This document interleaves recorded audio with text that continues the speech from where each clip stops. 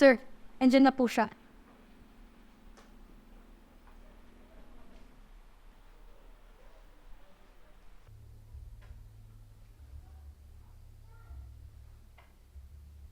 Naaalala ko pa noong mga panahon na yan.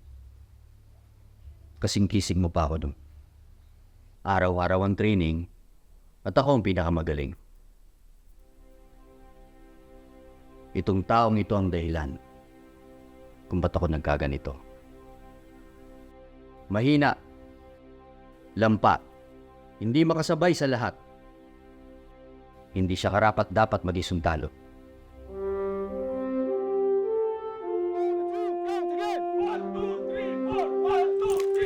Did the kid jump out of last night? Yes, sir. How many? 1, 2, Only two. Count again. 1, 2, 3, 4. 1, 2, 3, 4.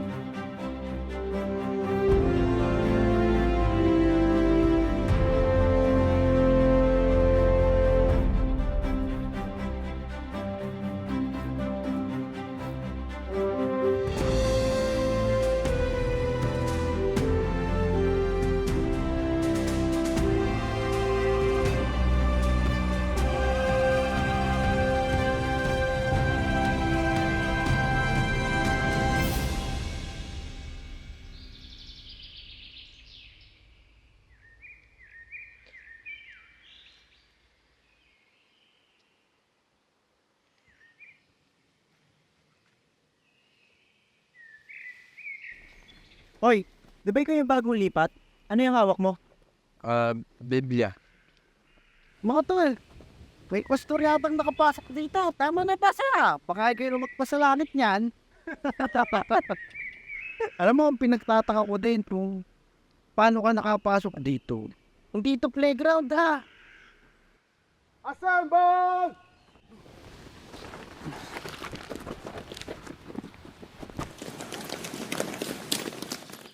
Yoris, late ka na naman. Sir, sorry, sir. Okay, count off. 1, 2. 1, 2, 1, 2, 1, 2. 1, 2. One last count, sir! Okay. Lahat ng 1 dito sa kaliwa. Lahat ng 2 dito sa kanan. Formation! Move! Alright, makinig! Tingnan nyo ang inyong mga katapat. Sila ang mga kasparing ninyo sa ating combat training.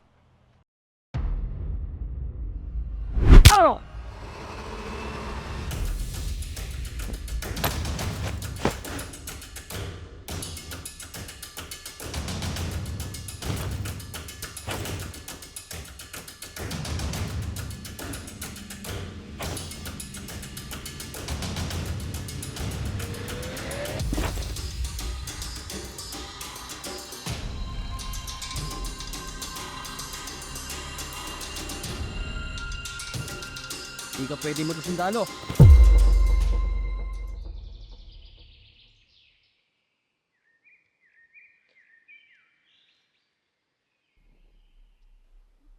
Saan mo punta? Natatapos lang ng sparring, sir. Aray!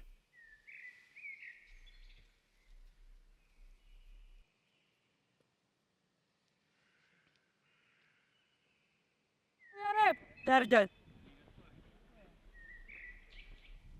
Ang pagiging mabuting sundalo, di lamang nakabatay sa pagiging malakas. Mahalaga din ito.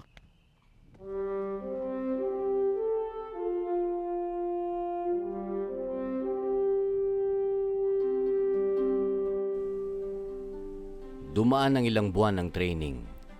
Di pa rin ako kumbinsido na karapat-dapat siyang maging sundalo.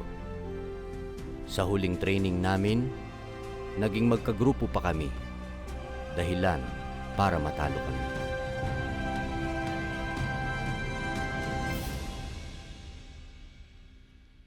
Wait, copy. Attention! Gather your troops! There's been an ambush!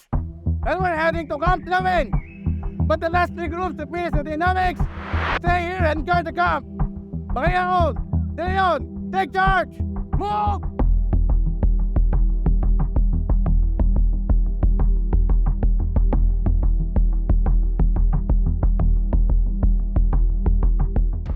Sir, misleading information. Sa reserve camp po lulusob ang mga kalaban. Ano?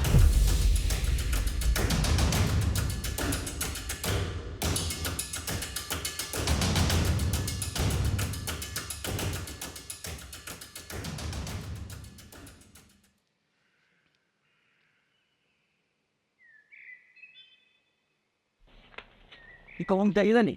Yang nilaki-laki ng katawan mo lalampa-lampa ka. Lo, tama na.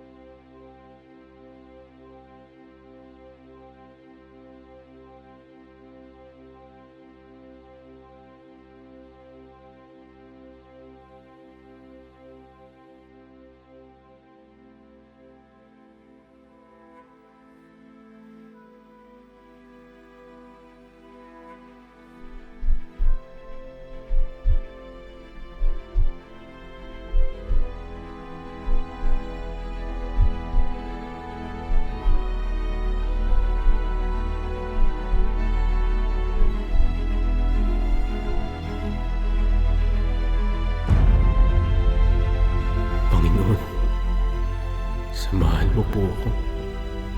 Bigyan mo pa ako ng sapat na lakas upang makaligtas pa ng mga kasama.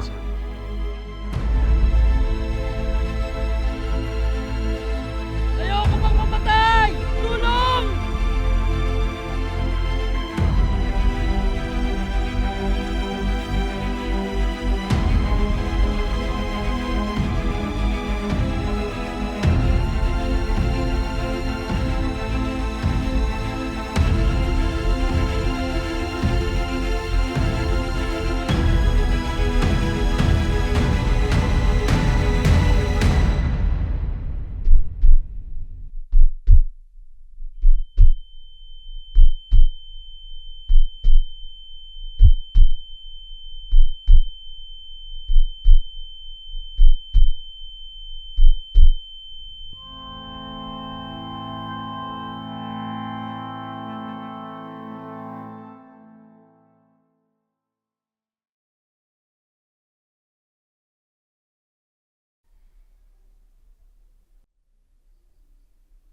Kung ninanais mong maging mabuting sundalo, isipin mo kung papaano ang makatulong sa lahat. Kahit buhay mo ang maging kapalit nito. Yan ang mabuting sundalo.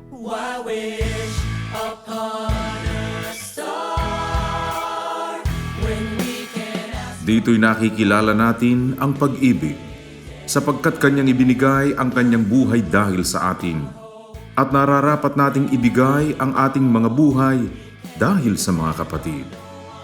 Unang Juan 3:16. Walang may lalong dakilang pag-ibig kaysa rito, na ibigay ng isang tao ang kanyang buhay dahil sa kanyang mga kaibigan. Juan 15:13. Datapwat hindi ko minamahal ang aking buhay, na waring sa akin ay mahalaga. Maganap ko lamang ang aking katungkulan at ang ministeryong tinanggap ko sa Panginoong Hesus, na magpatotoo ng ebanghelyo ng biyaya ng Diyos. Gawa 20:24.